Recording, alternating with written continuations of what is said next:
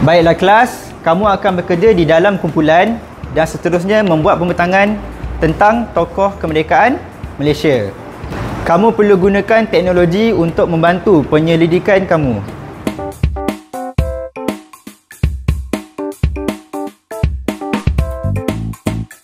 Macam mana kita nak cari maklumat yang banyak dan tepat? Saya boleh dengar pakai ChatGPT. Kita boleh tanya AI yang terdapatkan maklumat.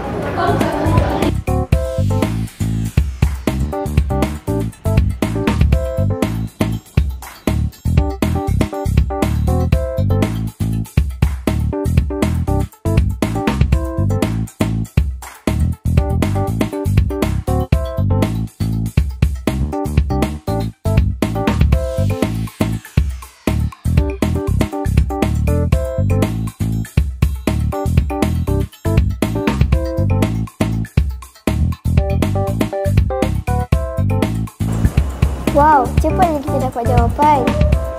Jom kita tanya ChatGPT tentang peranan setiap tokoh.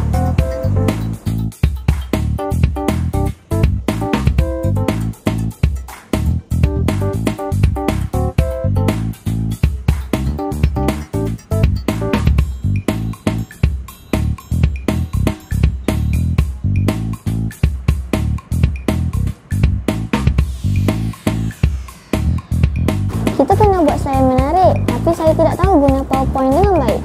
PowerPoint? Hello? Oh, tak gunalah. Saya tahu satu alat AI yang boleh bantu. Namanya Gamma. Kita boleh buat slide automatik.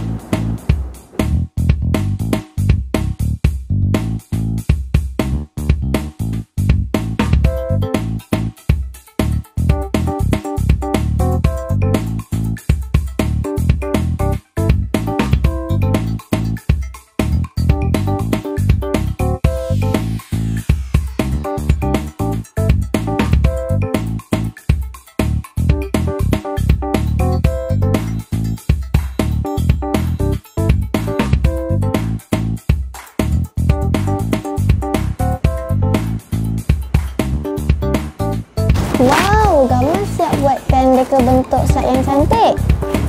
Sekarang, kita perlu sedikit yang tambah gambar tokoh.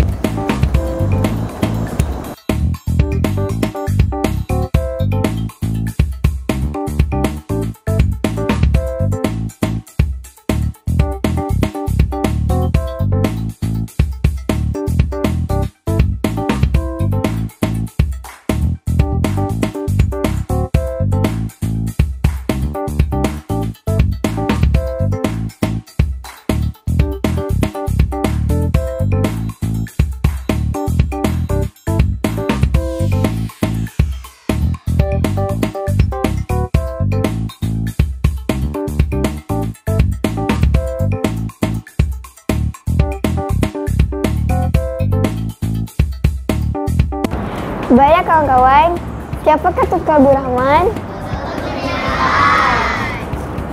Kawan-kawan, mari kita lihat perjuangan tokoh kemerdekaan Malaysia.